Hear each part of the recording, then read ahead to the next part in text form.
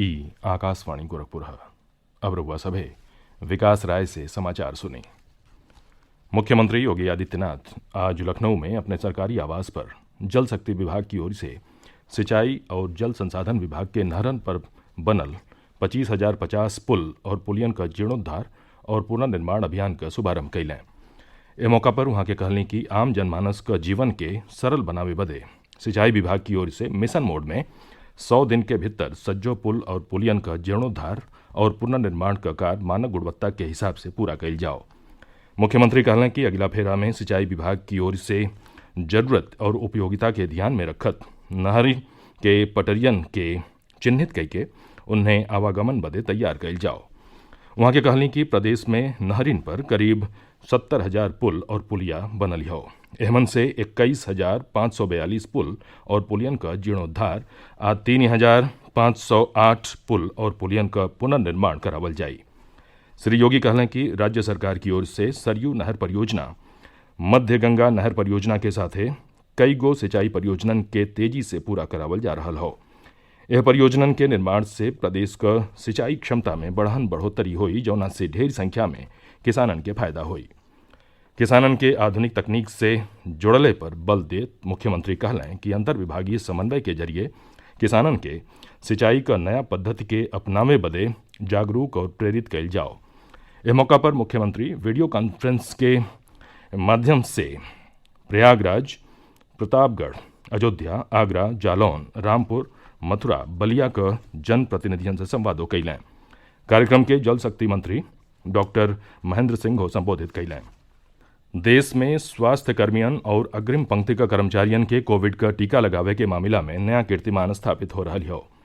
पिछला 24 घंटा में 4,32,000 से बेसी लोग इनके टीका लगावल गई। इन्हें मिला के अबले 1,10,85,000 से बेसी लोग इनका टीकाकरण हो चुकल हो। देश में कोविड से ठीक भइले का दर 97.25 हो। स्वास्थ्य मंत्रालय बतौले हवे कि 11,667 लोग इनके इलाज के बाद छुट्टी दे दिहल गई। अबले 1,06,89,000 लोग कोविड से ठीक हो चुकल हमें। इधर प्रदेश में कोविड-19 संक्रमण गिरावट के राह पर हो और राज्य में कोविड टीकाकरण के गति मिल रही हो। यह बिचे राज्य में पुरहर क्षमता के साथ कोविड का परीक्षण जारी हो। और यो ब्यौरा हमरे संवाददाता से।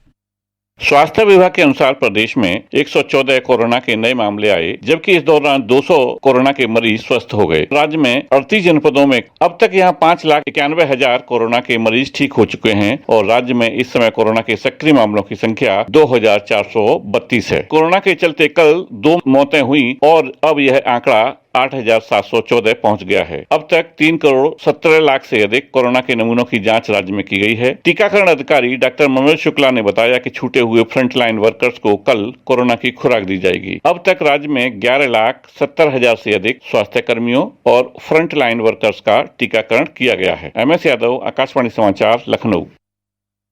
अपने मासिक रेडियो कार्यक्रम मन की बात में प्रधानमंत्री नरेंद्र मोदी पिछला बरिस स्थानीय खिलौनन बदे मुखर प्राप्त करे का अपील कैले रहलें और देश में खिलौनन के समृद्ध परंपरा का जिक्र कैले रहलें। उनके शब्दन से प्रेरित होकर उनके निर्वाचन क्षेत्र वाराणसी का खिलौना निर्माता इंडिया टॉय फेयर 2021 में अपन पहचान बनावे बदे तैयार हो। ये वर्चुअल मेला 27 फरवरी से 2 मार्च तक ले आयोजित हुई। एगो रिपोर्ट हमरे संवाददाता का।